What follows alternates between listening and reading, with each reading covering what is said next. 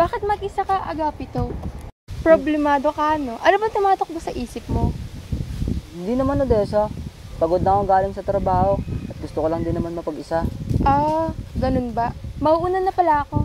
Uy, hindi naman. Dito ka lang, okay lang, okay lang. Ikaw, Odessa, kamusta ka? Okay lang naman ako, Agapito, ngunit ako'y nangangamba dahil nabalitaan ko na may paparating na dayuhan dito. At isa yung pinsan ko sa napili na manilbihan sa kanila. Totoo ba? Oo, Agapito. At ako'y natatakot. Dahil alam mo ba, bali-balita dito na ang mga dayuhan daw ay nanggagahasa at sinasaktan nila ang mga naninilbihan sa kanila. Huwag ka naman muna mag-isip ng mga negatibo, Odessa. Malay mo naman, hindi sila katulad ng iniisip mo. Malay natin na mabigyan siya ng magandang buhay sa kanyang pagsisilbihan. Sana nga tama yung mga sinasabi mo, Agapito. O siya. Halika na, baka hinahanap na ng pinsan mo. Minsan, hindi ko alam kung nasa tamang pag-iisip pa yun eh. Minsan, masaya. Pero madalas, laging galit. Kaya halika na, tara na. Odessa! Ayan na, sabi ko naman sa'yo eh. Galit na naman yung pinsan mo. Tara na, halika na, puntahan na natin sila. Ano ba? Sobrang init naman dito.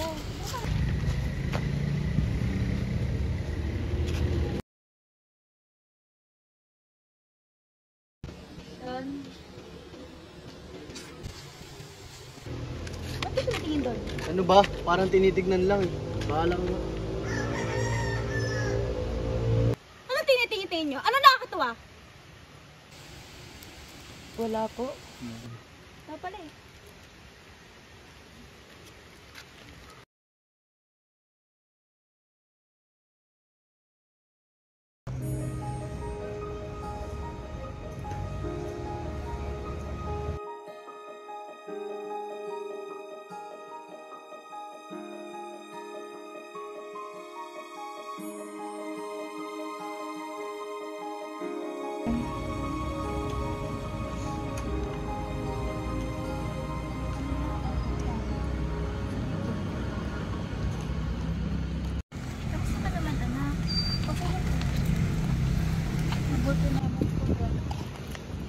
Kayo naman ni Agapito, kami sa naman po. Okay lang po kami ni Agapito. Sa katunayan po, nakapag-usap pa po kami ng nakaraang araw. Nakita po kami. Napag-usapan po namin yung tungkol po sa pinsan ko. Yun po yung pinaproblema po niya. Nakadahilanan, nagpili po siya ng isa sa maninimpiya sa mga dayuhan. Magdadasal kami. Ang ganda dito, no, mahal? Yung bag ko nawala dyan. Ben, pitawan mo nga ako, nakakairita.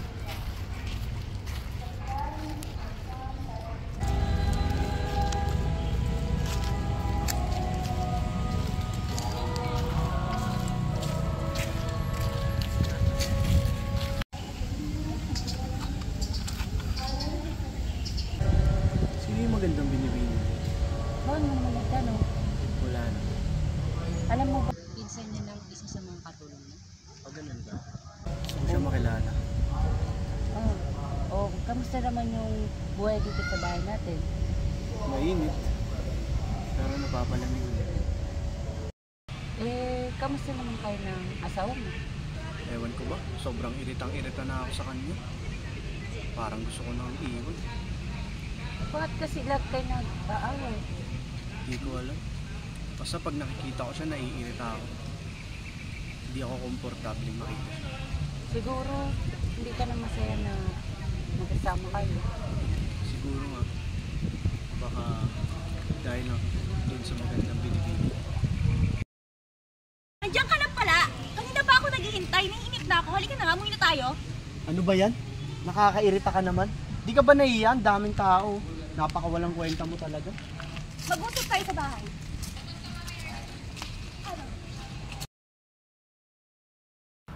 Hoy, kayo! Ano yung pinagkagawa-gawa mo dyan, ha? Ba't ang bagal-bagal nyo? Pakibilisan ng kilos. Ewan ang pabagal-bagal, ha? At ikaw, ba't ang bagal mo naman magkilos? Parang ayan lang, di mo pa magawa, oh. Ha? Ikaw naman, anong ginagawa mo dyan? Di ba sabi ko, hindi pa mo yan dyan? Hindi ka nagtitig. Dapat hindi nila positive. Ha? Dapat sa'yo yan, dahil di mo sinusunod yung inuutos ko sa'yo. Ang tanga-tanga mo! Tama na po, tama na po. Tama na yan. Hindi ka ba nahihiya? Ba't ako mahihiya? Di ba dapat sila yung mahiya? Dahil ang tanga-tanga nila. Ayan naman ang inuutos ko ba't hindi nila magawa? Hindi ka ba nahihiya? Ang daming tao. Kasi bunganga mo na naman yung pinapaliral mo. Tutusan mo lang sila, itrato mo na parang tao. Bakit? Sino ba sila? Di ba katulong lang naman sila dito?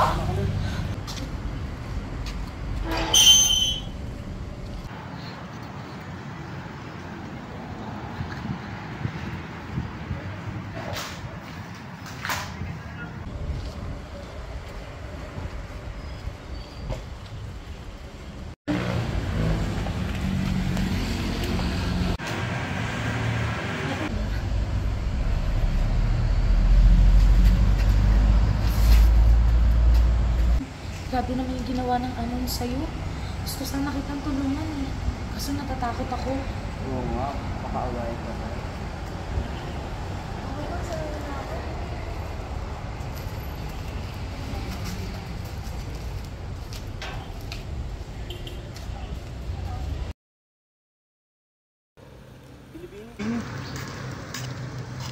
Sino ka ba?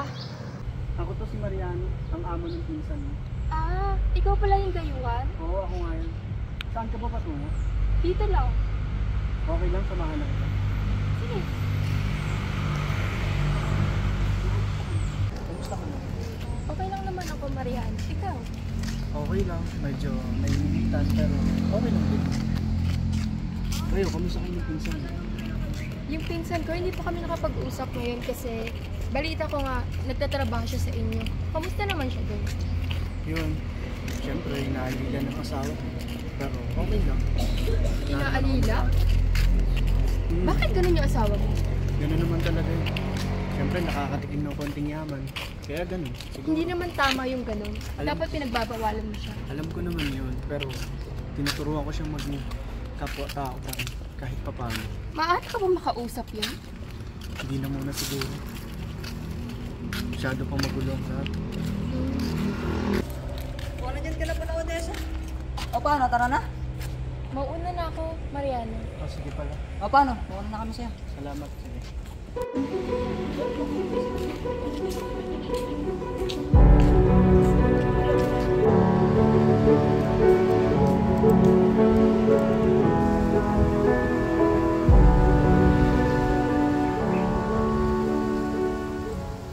Sino yung kasama mo kanina? Kaibigan ko lang yun. Huwag ka nang magsinungaling. Ipagpapalit mo ako sa ordinaryong idyo lang. Nasasaktan ako. Dapat sa'yo mamatay mo.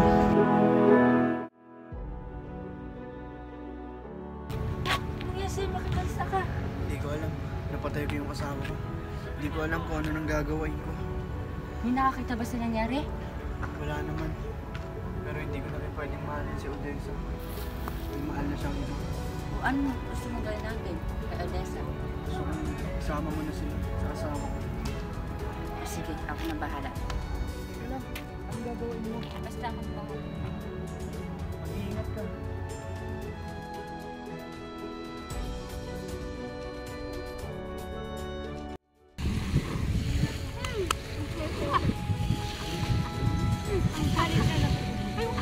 Ito naman. Dahil napagod ata kayo o excited.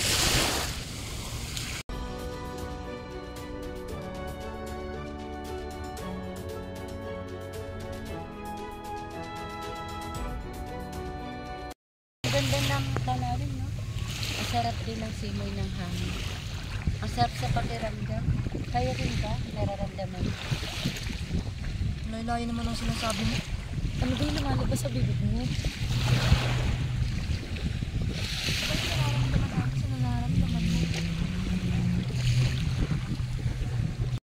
Ang sabi nila, mararamdaman mo ba yun? Pares pa tayo ng iniisip? Kasi parang nahihilo ako eh. Yun nga eh. Teka, ano ba yung pinag-uusapan nyo? Odessa? Odessa?